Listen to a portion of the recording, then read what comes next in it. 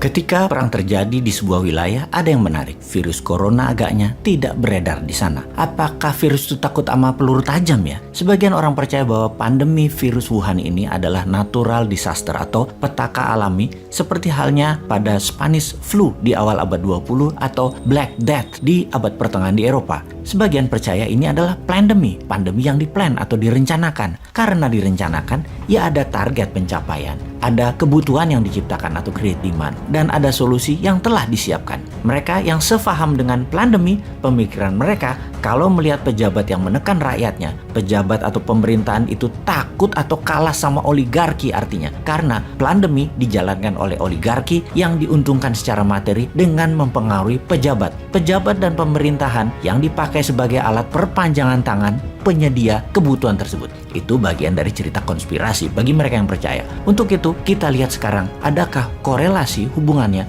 dengan perang di Ukraina versus pandemi. Juga sebelumnya kita kupas bagaimana taktik perang Rusia di Ukraina dan apa counter attack strategi bertahan dan menyerang baliknya Ukraina kali ini. Kita lanjut. Sebagaimana kita ketahui pada 24 Februari 2022, dalam waktu 48 jam atau 2 hari setelah serangan, kemajuannya sangat cepat hingga menjangkau lebih dari 80 km dari garis perbatasan. Salah satunya karena militer dan pejabat Ukraina tidak percaya bahwa Rusia akan masuk menyerang Ukraina. Kemudian serangan Rusia melambat, bahkan dalam 2 minggu setelah pencapaian 80 km tersebut, ternyata serangannya hanya menambah jangkauan 15-20 km saja. Hingga saat ini, hanya kota pelabuhan Mariupol yang luluh lantak. Kota nomor 2 terbesar Ukraina, Kharkiv, masih belum bisa ditaklukkan walau jaraknya sangat dekat dengan perbatasan Rusia. Kota nomor 3 terbesar Ukraina, Odessa, bahkan belum tersentuh banyak. Dan Kiev, ibu kota negara, masih aman, belum bisa terjangkau pasukan Rusia. Masih 30 km jarak pasukan Rusia terdekat untuk mencapai Kiev,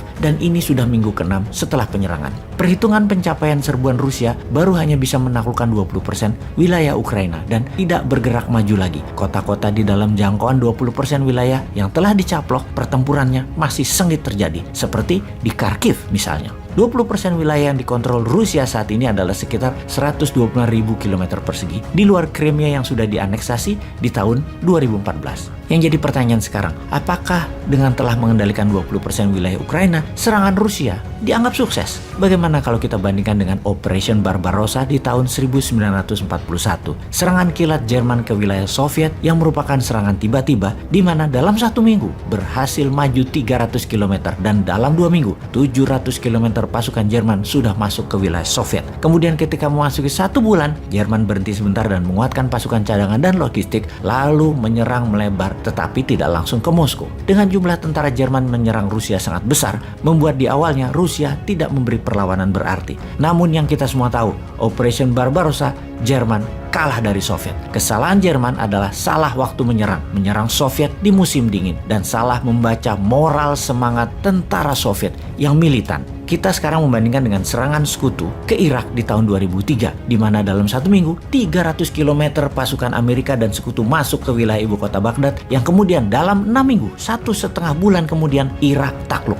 Takluk karena pasukan Irak tidak punya semangat juang dan tidak percaya pada pemimpinnya yang dari kalangan minoritas dan berlaku diktator, yaitu Saddam Hussein. Kembali ke serangan Rusia ke Ukraina. Serangan Rusia ke Ukraina dibandingkan dengan serangan Amerika sekutu ke Irak yang berjumlah 300.000 tentara, atau serangan Jerman ke Soviet dengan 1 juta tentara lebih. Serangan Rusia ke Ukraina dalam 1 minggu pertama hanya 60% dari 190.000 tentara di perbatasan yang menyerang masuk ke Ukraina. Sisanya menjaga dan melihat bagaimana reaksi Ukraina dan NATO. Diperkirakan oleh Kepala Intelijen Pertahanan Rusia waktu itu, moral dari tentara Ukraina dan penduduk Ukraina itu rendah, tidak akan membela pemimpin mereka yang pro-barat dan juga dari kaum minoritas, Volodymyr Zelensky. Ternyata semua perkiraan awal itu meleset. Ukraina sampai 6 minggu ini masih bertahan. Zelensky masih pegang kendali. Sekarang kita menganalisa apa yang akan terjadi. Melihat Rusia menggunakan strategi bumi hangus, melihat pengungsi keluar dari Ukraina sudah mencapai 4 juta warga, melihat lebih dari 10 juta warga Ukraina di wilayah pendudukan Rusia yang menguasai 20% wilayah sudah hampir kosong, agaknya bagi Zelensky keputusan terbaik pertama adalah menyerah ikut maunya Rusia, menjadi negara netral,